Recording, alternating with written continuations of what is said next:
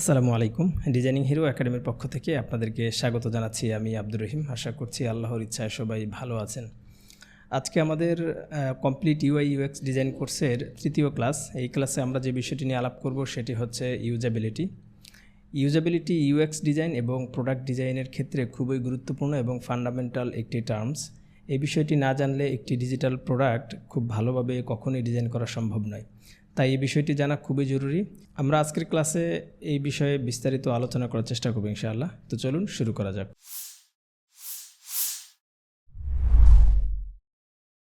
What is ইউজাবিলিটি? ইউজাবিলিটি কী সেটির ডেফিনেশনটা একটু জেনে নেই। ইউজাবিলিটি হলো এমন একটি গুণগত বৈশিষ্ট্য যা মূল্যায়ন করে ইউজার ইন্টারফেসগুলি ব্যবহার করা কতটা সহজ হবে। মোট কথা, একটি ডিজিটাল প্রোডাক্ট ইউজ করা কতটা সহজ এবং আনন্দদায়ক হবে তা পরিমাপ করার একটি উপায় হলো এই ইউজাবিলিটি। জ্যাকব নিলসন, যাকে ইউজাবিলিটির জনক বলা হয়ে থাকে, তিনি গুড ইউজাবিলিটি নির্ণয় করার 5টি উপাদানের কথা বলেছেন, যেগুলোর মাধ্যমে একটি প্রোডাক্টের মধ্যে বেটার ইউজাবিলিটি ডিফাইন করা হয়ে থাকে। তো আমরা এবার জানি সেই 5টি উপাদান কী কী সেগুলো। 1 নম্বরে হচ্ছে লার্নাবিলিটি। লার্নাবিলিটি হচ্ছে ইউজাররা যখন কোনো একটি প্রোডাক্ট প্রথমবার ব্যবহার করতে আসেন তখন সেখানের বেসিক কাজগুলো সম্পন্ন করা তাদের জন্য কতটা সহজ হয়। আমরা যখন নতুন কোনো প্রোডাক্ট অথবা কোনো কিছু ব্যবহার করতে যাই তখন সেটি ব্যবহার করার জন্য এর ব্যবহারিক কিছু বিষয় আমাদেরকে আগে শিখতে হয়, যেমন প্রোডাক্টটি কীভাবে কাজ করে এবং কিভাবে এটি ব্যবহার করব সেটি। এটিকে বলা হয় লার্নিং কার্ভ। এখন এর ব্যবহারিক দিকটা কি খুবই ইজি কিনা, কত সহজে এবং দ্রুত আমি এটির ব্যবহারিক দিকটি শিখে এটি ব্যবহার করতে পারবো, এটি হচ্ছে লার্নাবিলিটি। 2 নম্বরে হচ্ছে এফিসিয়েন্সি।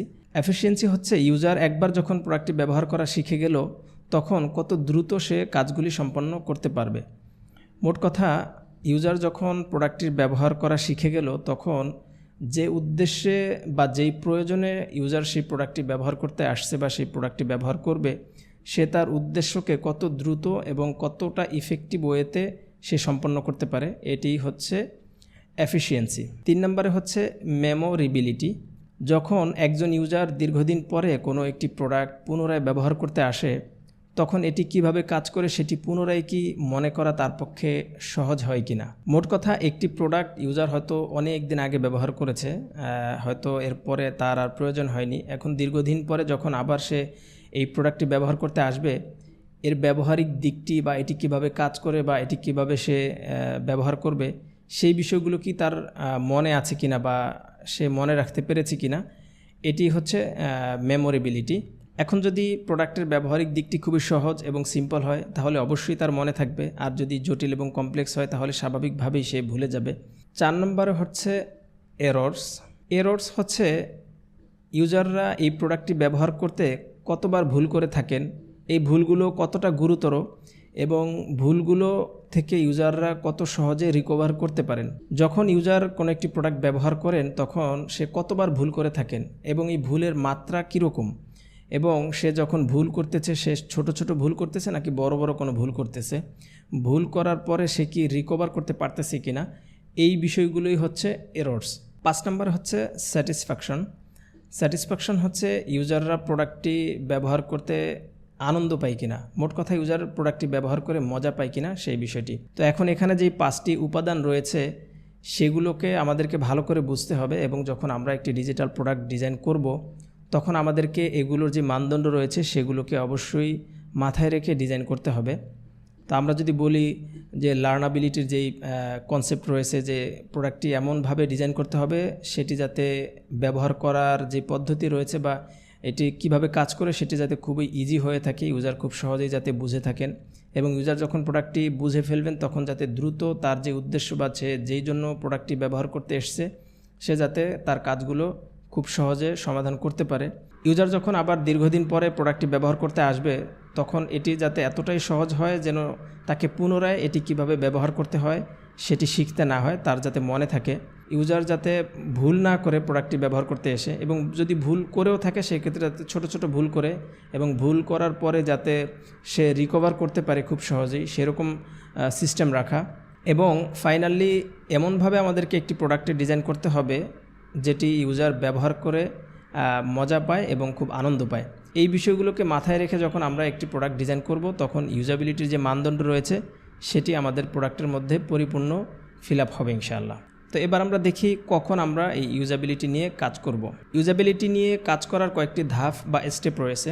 1 নম্বর হচ্ছে, আমরা যখন কোনো একটি প্রোডাক্ট নতুন করে ডিজাইন করব, তখন সেটির যে পুরাতন ডিজাইন রয়েছে সেটি আগে ভালো করে টেস্ট করতে হবে এবং সেখান থেকে যদি ভালো কোনো পার্ট থাকে যেগুলো নেয়ার মতো বা রাখার মতো, সেগুলোর প্রতি গুরুত্ব দিতে হবে এবং সেগুলো রাখতে হবে, এবং যেসব খারাপ পার্ট রয়েছে সেগুলোকে অ্যাভয়েড করতে হবে যেগুলো ইউজারদের জন্য সমস্যা তৈরি করে। 2 নম্বরে হচ্ছে, আমরা যে ডিজাইনটি করব সেটির কম্পিটিটর যারা রয়েছে তাদের ডিজাইন নিয়ে আমাদেরকে কিছুটা টেস্ট করতে হবে এবং রিসার্চ করতে হবে, সেখান থেকে কিছু ডেটা কালেক্ট করতে হবে এবং তাদের এবং আমাদের মধ্যে যেসব সিমিলার ফিচার্স রয়েছে সেগুলোকে আমরা সিমিলারভাবে রেখে অল্টারনেটিভ একটি ইন্টারফেস তৈরি করতে পারি। 3 নম্বর হচ্ছে, আমরা যাদের জন্য এই প্রোডাক্টটি বা এই ডিজাইনটি করছি সেই টার্গেটেড ইউজার্সদের ন্যাচারাল হ্যাবিট কীরকম সেটি নিয়ে আমাদেরকে একটু ফিল্ড স্টাডি করতে হবে। 4 নম্বরে হচ্ছে, আমাদের এই প্রথম 3টি ধাপের পরে আমরা আমাদের ডিজাইনটিকে পেপার প্রোটোটাইপ করব। পেপার প্রোটোটাইপ হচ্ছে আমরা আমাদের ডিজাইনে যে কনসেপ্টটি রেডি করেছি সেটি খাতায় অঙ্কন করা। তো এরপরে সেটিকে আবার টেস্ট করতে হবে যে সব ঠিকঠাক আছে কিনা। 5 নম্বরে হচ্ছে, মাল্টিপল টেস্টের মাধ্যমে আমাদের ডিজাইনটিকে পুনরায় রিফাইন করে এবার যেই পেপার প্রোটোটাইপ রয়েছে সেটিকে আমাদেরকে হাই ফিডেলিটি প্রোটোটাইপে রূপান্তর করতে হবে। পেপার প্রোটোটাইপকে বলা হয় লো ফিডেলিটি প্রোটোটাইপ, আর হাই ফিডেলিটি প্রোটোটাইপ হচ্ছে সফটওয়্যারের মাধ্যমে যে প্রোটোটাইপ তৈরি করা হয়ে থাকে, এটি মূলত ফাইনাল ডিজাইনের অনেকটাই কাছাকাছি হয়ে থাকে। 6 নম্বর হচ্ছে, এরপরে আমরা এটিকে ফাইনাল ডিজাইন করার জন্য ডিসিশন নিতে পারি। তো ফাইনাল ডিজাইন যখন হবে তখন এটি ইমপ্লিমেন্ট করতে গিয়ে আবার পুনরায় টেস্ট করতে হবে, কারণ ইমপ্লিমেন্টেশনের পরেও অনেক ক্ষেত্রে ইউজাবিলিটি রিলেটেড ছোটোখাটো সমস্যা থেকে থাকলে সেগুলো বের হয়ে আসে। তো এখানে 6টি ধাপ রয়েছে। এই 6টি ধাপকে আমরা ভালোভাবে বুঝে এই ওয়েতে যদি আমরা করি সেই ক্ষেত্রে প্রোডাক্টের মধ্যে বেটার ইউজাবিলিটি নিয়ে আসা সম্ভব। এবার আমরা দেখি হাউ টু ইমপ্রুভ ইউজাবিলিটি। ইউজাবিলিটি ইমপ্রুভ করার অনেক ওয়ে রয়েছে, তার মধ্যে সবথেকে ইউজফুল এবং সহজ উপায় হচ্ছে ইউজার টেস্টিং। তো ইউজার টেস্টিংয়ের 3টি ধাপ রয়েছে। 1 নম্বরে হচ্ছে, আমাদের ডিজাইনটিকে দেখানোর জন্য কিছু রিপ্রেজেন্টেটিভ ইউজার্স ম্যানেজ করতে হবে। এটি সচরাচর বাহিরের থেকে হলেই ভালো হয়। যদি বাহিরের থেকে কোনো রিপ্রেজেন্টেটিভ ইউজার্স ম্যানেজ করা না হয়, সেক্ষেত্রে আমরা যেখানে কাজ করছি আমাদের টিম অথবা আমাদের কোম্পানির মধ্যে থেকে কাউকে ম্যানেজ করা বা একাধিকজনকে ম্যানেজ করা। তো এটা হতে হবে আমি যে ডিপার্টমেন্টে কাজ করছি সেই ডিপার্টমেন্টের বাহিরে, তো তাদেরকে দিয়ে আমাদের ডিজাইনটিকে টেস্ট করানো। 2 নম্বরে হচ্ছে, এবার যখন আমরা রিপ্রেজেন্টেটিভ ম্যানেজ করেছি তখন তাদেরকে দিয়ে আমাদের ডিজাইনটিকে ব্যবহার করানো। 3 নম্বরে হচ্ছে, তারা যখন প্রোডাক্টটি ব্যবহার করবে তখন খুব ভালো করে লক্ষ্য করতে হবে তারা কোথায় কোথায় সাকসেস হচ্ছে এবং কোথায় কোথায় তারা ফেল করতেছে বা তাদের কাছে ডিফিকাল্ট মনে হচ্ছে। তো সেই বিষয়গুলো নোট করতে হবে এবং তাদের কাছ থেকে ফিডব্যাক নিতে হবে।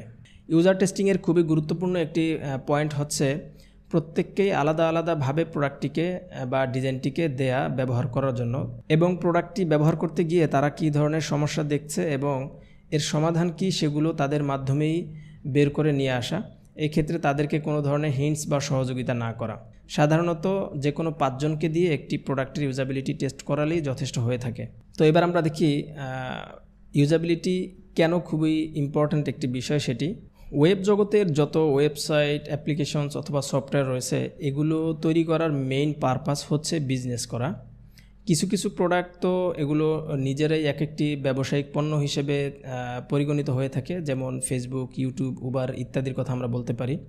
আর কিছু কিছু প্রোডাক্ট রয়েছে যেগুলো ফিজিক্যাল যেসব প্রোডাক্ট রয়েছে বা বিজনেস রয়েছে সেগুলোর সাপোর্টিভ হিসাবে কাজ করে, যেমন কোনো একটি কনস্ট্রাকশন কোম্পানির ওয়েবসাইট অথবা ফিজিক্যাল যেসব প্রোডাক্ট রয়েছে যেমন কম্পিউটার, মোবাইল, ল্যাপটপ ইত্যাদি, এগুলোর যে ওয়েবসাইটগুলো রয়েছে সেগুলো, এবং অথবা এছাড়াও যারা বিভিন্ন সার্ভিস দিয়ে থাকেন সেসব সার্ভিস হোল্ডার যারা রয়েছেন তাদের সার্ভিসকে আরও বেশি কাস্টমারের কাছে পৌঁছানোর জন্য যেসব ওয়েবসাইট বা প্রোডাক্ট তৈরি হয়ে থাকে সেগুলো। আর সবারই যেহেতু মূল কনসেপ্ট হচ্ছে বিজনেস করা, তাই তাদের প্রোডাক্টগুলো যত বেশি ইউজার ব্যবহার করবে তত বেশি তাদের বেনিফিটস, এটাই স্বাভাবিক। তো এখন এখানেও ঠিক প্রচুর কম্পিটিশন রয়েছে।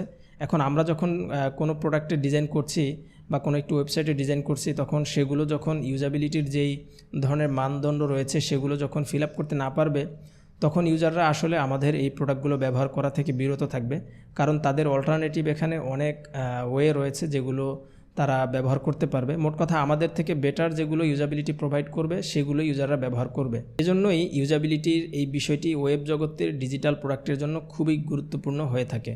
যেমন একটি ওয়েবসাইট যখন ব্যবহার করা কঠিন হবে তখন ইউজার সেখান থেকে লিভ নিয়ে থাকে। একটি কোম্পানির ওয়েবসাইটের হোম পেজের মধ্যে যদি সেই কোম্পানির সার্ভিস এবং তারা কী ধরনের অফার দিচ্ছে সেগুলো যদি সুন্দরভাবে প্রেজেন্ট করা না যায় এবং ইউজার কী ধরনের বেনিফিটস পাবে তাদের কোম্পানি থেকে সেগুলো যদি ফুটিয়ে তোলা না যায়, সেক্ষেত্রে সেই ওয়েবসাইট থেকে ইউজার লিভ নিয়ে থাকে। যদি কোনো ওয়েবসাইটের ইনফরমেশনগুলো পড়া কঠিন হয়ে থাকে এবং ইউজারের যেই ধরনের বা যেসব প্রশ্ন থাকতে পারে সেগুলো যদি সুন্দরভাবে অ্যান্সারগুলো সেই কোম্পানির ওয়েবসাইটের মধ্যে ফুটিয়ে তোলা না যায়, সেই ক্ষেত্রেও ইউজার সেই কোম্পানির ওয়েবসাইট থেকে লিভ নিয়ে থাকে। তো ফাইনালি আমরা বলতে পারি ইউজাবিলিটি খুবই গুরুত্বপূর্ণ এবং ক্রুশিয়াল একটি পার্ট ডিজিটাল প্রোডাক্ট ডিজাইনের ক্ষেত্রে।